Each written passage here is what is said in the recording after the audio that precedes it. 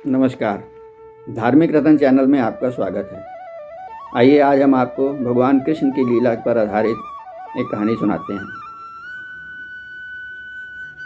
जब भगवान कृष्ण द्वारा कंस का वध हुआ तो कंस का ससुर जरासंध भगवान कृष्ण से बहुत वैर भाव रखने लगा। उसने बहुत सारी सेनाएं एकत्रित करके मथुरा के ऊपर धावा बोल दिया।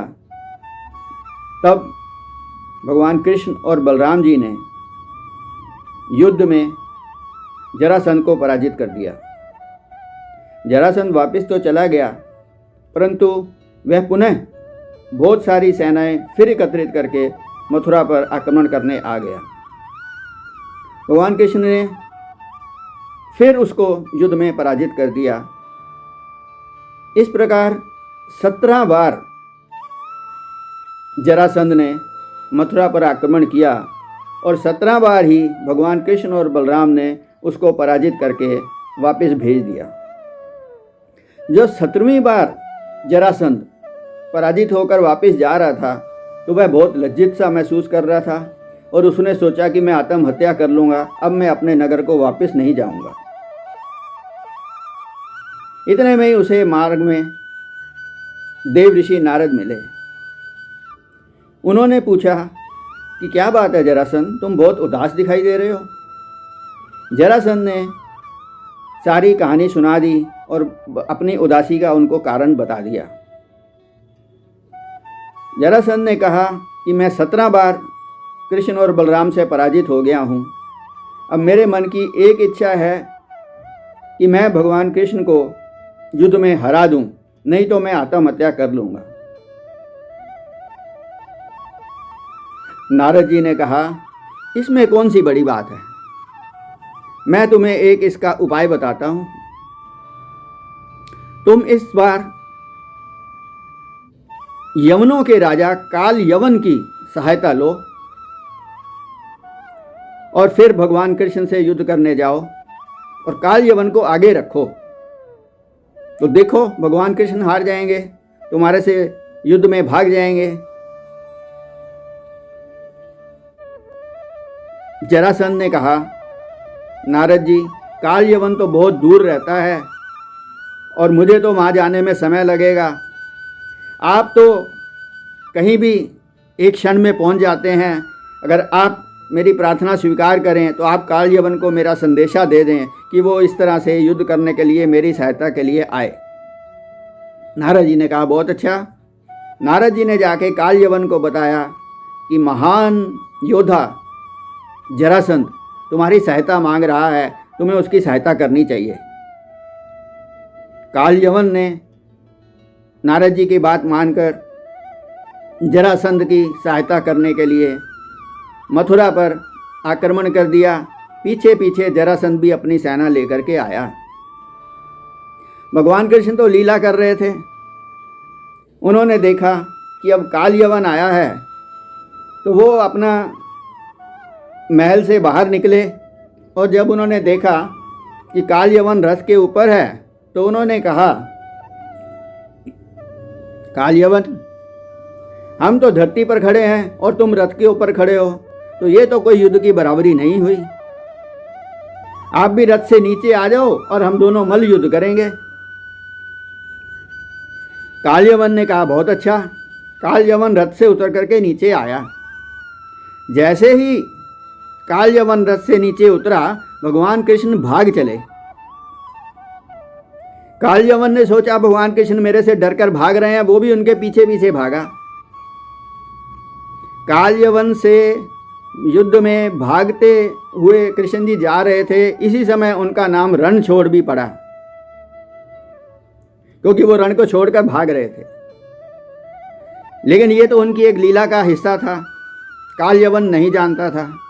भगवान कृष्ण दौड़ते दौड़ते दौड़ते दौड़ते एक पर्वत की कंदरा में घुस गए। काल यवन ने सोचा कि ये मेरे से डर करके अपने प्राण बचाने के लिए इस पहाड़ की गुफा में चले गए हैं, तो काल यवन भी उस गुफा के पास पहुंचा और उस गुफा के अंदर घुसा। इससे पहले भगवान कृष्ण ने उस गुफा के अंदर घुसते ही वहाँ पर महाराज मुचकुंद त्रेता युग से उस गुफा के अंदर सोए हुए थे। उनके ऊपर अपना पीताम्बर डाल दिया और स्वयं एक कोने में खड़े हो गए। काल यवन ज्यों ही गुफा के अंदर घुसा तो उसने देखा कि इसमें कोई व्यक्ति सोया हुआ, ऊपर पीताम्बर किया हुआ है। तो उसने सोचा ये भगवान कृष्ण मेरे से डर करके पीताम्बर करके छुप करके सो गए हैं। अतः उसने क्रोध में आकर के बहुत भयंकर तरीके से अपने पांव से राजा मुचकुंद के ऊपर प्रहार किया। इतनी शक्तिशाली प्रहार करने के कारण राजा मुचकुंद की नींद खुल गई और उन्होंने पीताम्बर हटा करके ज्यों ही देखा कि ये कौन है, तो उनकी दृष्टि पड़ते ही काल यवन वहां पर एकदम खड़े खड़े भस्म हो गया। महाराज मुचकुंद ने देखा कि ये क्या घटना हुई, ये कौन था, क्या था, कहाँ से आया था, ये क्या हो गया। ये जब वो सोच ही रहा था तब भगवान कृष्ण पीछे से आकर के मुचकुंद के सामने खड़े हो गए। मुचकुंद ने भगवान को देख करके प्रणाम किया और पूछा, भगवान आप कौन हैं और ये सारी घटना क्या है, आप मुझे बताइए। भगवान कृष्ण ने मुचकुंद को बताया कि आप त्रेता युग से यहाँ पर सोए हुए हो। त्रेता युग में इसकी कहानी ऐसे है कि राजा मुचकुंद त्रेता युग में भगवान श्री राम के वंश में एक राजा हुए हैं। एक बार जब देवासुर संग्राम में इंद्र आदि देवता असुरों से पराजित हो गए, तो तब भगवान ने उनको कहा कि तुम्हें मृत्युलोक से राजा मुचकुंद की सहायता लेनी चाहिए, तभी आप असुरों पर विजय प्राप्त कर सकोगे। तो इंद्र ने आकर के महाराज मुचकुंद से याचना की कि वे आकर के देवताओं की तरफ से युद्ध करें और उन्हें उनका सिंहासन वापस दिलाएं। महाराज मुचकुंद ने देवताओं की सहायता करने के लिए देवताओं की ओर से युद्ध किया और असुरों को पराजित किया।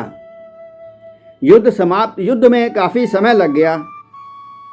युद्ध समाप्त होने पर देवताओं ने प्रसन्न होकर महाराज मुचकुंद से कहा कि हम बहुत खुश हैं कि आपने हमारा राज्य हमें वापस दिला दिया। इंद्र ने मुचकुंद से कहा कि आप इसके बदले में हमसे कोई भी वरदान मांग लीजिए। महाराज मुचकुंद ने कहा कि मुझे कोई वरदान नहीं चाहिए, परंतु मैं अपने परिवार से बहुत समय से बिछड़ा हूँ। अब मुझे जल्दी से आप मुझे वापस भेज दीजिए ताकि मैं अपने जाकर के परिवार को मिल सकूं। तब इंद्र ने कहा कि महाराज, हमारे यहाँ का एक दिन और नीचे के 1000 वर्ष बराबर होता है। यहाँ आपने इतने दिनों तक युद्ध किया है, इस समय तक तो आपकी हजारों पीढ़ियाँ भी समाप्त हो चुकी हैं, इसलिए अब आप नीचे जाने का कोई फ़ायदा नहीं है। आप हमसे कोई और वरदान मांग लीजिए। तब महाराज मुचकुंद ने कहा कि मैं युद्ध में बहुत थक गया हूँ, तो मैं कुछ आराम करना चाहता हूँ, इसलिए आप मुझे